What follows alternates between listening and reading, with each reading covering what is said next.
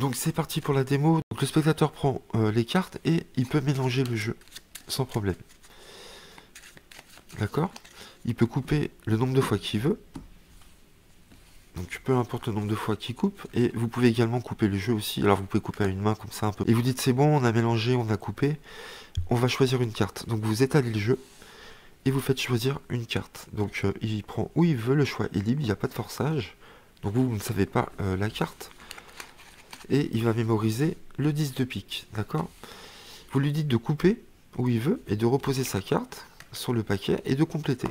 Comme ça, lui, il a tout fait. Et vous lui demandez de couper à nouveau, plusieurs fois le jeu. D'accord? On va refaire un ruban. Moi, je peux couper aussi. Hop, on va refaire un petit ruban. Et on va lui demander, maintenant, on a choisi une carte, on va choisir un nombre. Donc vous lui demandez de prendre n'importe quel nombre de cartes au milieu du jeu à peu près, le nombre de cartes qu'il veut, et de les compter secrètement. 1, 2, 3, 4, 5, 6, 7, 8, 9, 10, 11, 12, 13. Il vous dit rien. Hein. Vous récupérez le jeu, vous dites, maintenant vous avez un certain nombre de cartes, on a choisi une carte juste avant, vous allez prendre le paquet que vous avez pris, moi je ne sais pas du tout combien vous en avez choisi, et vous allez déposer le nombre que vous voulez au-dessus du paquet et en dessous, le reste en dessous. Donc il va déposer le nombre qui veut au-dessus et en dessous. Et vous lui dites de prendre une carte au-dessus ou en dessous et de la mettre au milieu. Donc il va prendre une carte au-dessus par exemple et la mettre au milieu et de couper le jeu. Et là vous allez couper à nouveau. Donc hop, comme ceci. Et vous allez lui dire, voilà, vous avez choisi un nombre de cartes et une valeur.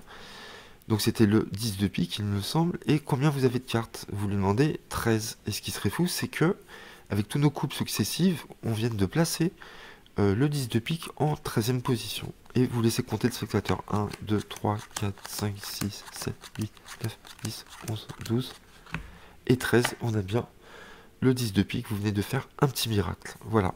Donc vraiment, c'est un tour puissant, très fort. Vous pouvez faire mélanger le jeu, faire couper le spectateur. Vous coupez aussi également. Il n'y a pas de préparation au niveau... Il n'y a pas de montage. Il y a juste une petite carte gimmick qui va être crimpée. Donc voilà, c'est juste ça. Et vous allez voir, la méthode est vraiment folle. J'adore ce tour, vraiment. C'est un canne, vraiment c'est un de mes préférés peut-être.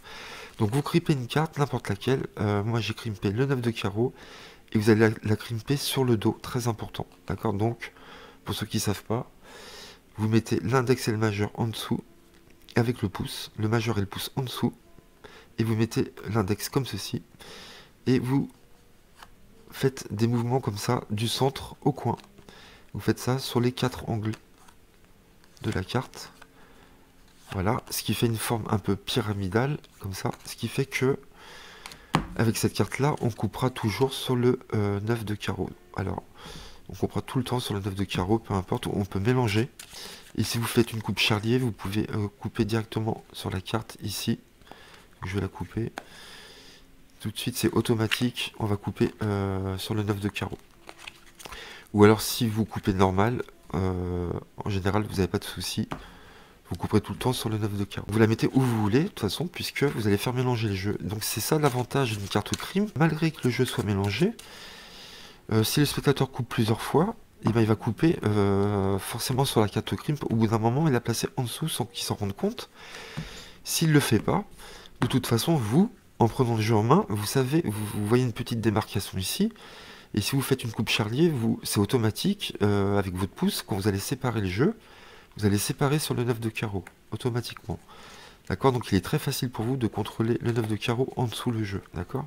Donc le spectateur, il peut mélanger, on s'en fiche où est le 9 de carreau. Vous lui dites de couper plusieurs fois. Vous pouvez vérifier en prenant le jeu dans la main, parce qu'on va faire un ruban. Donc si vous prenez le jeu dans la main, que le spectateur a coupé, vous pouvez voir s'il est sur le 9 de carreau. Vous voyez, là, il y est. Donc vous pouvez faire votre ruban et enchaîner la routine. D'accord? Et si vous voyez qu'il n'est pas sur le 9 de carreau, en reprenant le jeu, vous regardez ici, vous faites votre coupe charlier qui va placer automatiquement le 9 de carreau en dessous le paquet. D'accord? Donc ça c'est cool. Jeu mélangé, coupé, on contrôle le 9 de carreau en dessous. Première étape. Ensuite, ruban. Le spectateur choisit une carte au hasard, pas de forçage. Il choisit, j'aime pas celle-là, la dame de trèfle. Voilà. Et là, alors, vous pouvez, alors il y a plusieurs contrôles. Vous pouvez, ce qu'il faut, c'est contrôler la carte sur le dessus du jeu, tout en ayant la carte crimp ici. Donc, vous avez plusieurs façons. Vous pouvez faire une double coupe comme ça, vous coupez, le spectateur remet, et vous contrôlez, vous faites une double coupe, d'accord, comme ceci et comme ceci. Ce qui fait qu'on a contrôlé la carte du spectateur au-dessus, et la carte crimp est ici, d'accord. Moi, j'aime pas trop faire ça. Ce que je dis au spectateur, en général, je dis voilà, coupez où vous voulez, replacez votre carte et remettez le jeu par-dessus et coupez à nouveau. D'accord? Il peut couper plusieurs fois, peu importe. Et ce qu'il faut, c'est remettre la carte crimp en dessous. D'accord? Ce qui fait que... Donc vous pouvez le refaire avec votre coupe charlier, comme ceci. Ce qui fait que le 9 de carreau est revenu en dessous. Et la carte du spectateur au-dessus automatiquement. D'accord? Si on met la carte du spectateur sur la carte, sous la carte crimp, le spectateur peut couper où il veut. Là, je sais qu'il est pas sur le 9 de carreau, donc moi je reprends le jeu, je fais une petite coupe comme ça, hop, et j'ai placé la carte du spectateur au-dessus et en dessous. Donc faites remettre la carte comme ceci, c'est bien, parce que le spectateur c'est lui qui coupe vraiment. En plus, vous lui demandez de couper plusieurs fois. Ensuite, il est temps de faire un autre ruban, et vous lui dites, on a choisi une carte, maintenant il va falloir choisir un nombre de cartes. Donc vous prenez dans le milieu du jeu le nombre de cartes que vous voulez. Donc là, le choix est totalement libre, peu importe. Il va prendre un certain nombre qui va compter secrètement. 1, 2, 3... 4, 5, 6, 7, 8, 9, 10, 11, 12. Donc il garde ce chiffre en tête. Vous récupérez le jeu comme ceci. Et vous lui dites, on a une carte et un chiffre. D'accord? Et vous dites, vous allez reposer le nombre de cartes que vous voulez, que vous avez en main, sur le jeu et sous le jeu. Donc là, peu importe ce qu'il fait, c'est ça qui est bien dans cette méthode. Peu importe le nombre qu'il dépose, ça va rien changer autour. Vous lui dites maintenant de prendre une carte en dessous ou au-dessus, une seule, et de la mettre dans le jeu où il veut, vers le milieu. Donc il prend une au-dessus, il la met vers le milieu, et de couper à nouveau, d'accord, le nombre de fois qu'il veut. Et là, pareil, il va falloir encore contrôler la carte crimp en dessous. Donc soit il l'a fait automatiquement, voilà, là il l'a fait automatiquement, ou soit il ne l'a pas fait. Vous récupérez le jeu, et vous pouvez dire, par exemple, donc moi j'ai intitulé ce tour la coupe magique. Vous dites au spectateur, depuis le début du tour, je fais des coupes comme ça à une main.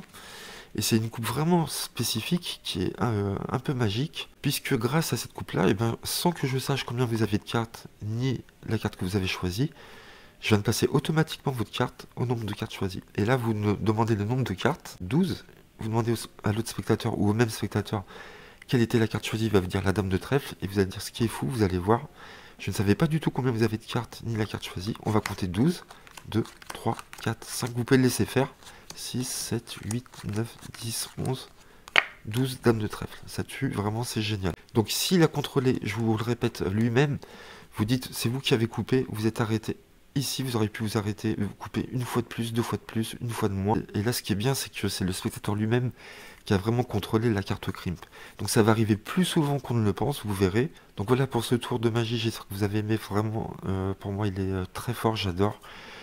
Pourquoi? Parce que le spectateur vraiment fait tout pratiquement de A à Z. S'il a la chance de couper à la fin sur votre carte crimp, c'est lui qui fait vraiment pratiquement tout, vous touchez pratiquement pas aux cartes. Hein. Et vous n'avez aucune indication. Il dépose le nombre de cartes qu'il veut dessus, en dessous, ça j'adore aussi, c'est génial. Donc voilà, j'espère que vous avez aimé autant que moi ce tour de magie. N'hésitez pas à liker, à commenter et à vous abonner à ma chaîne et on se retrouve très bientôt. Merci à vous, à très vite.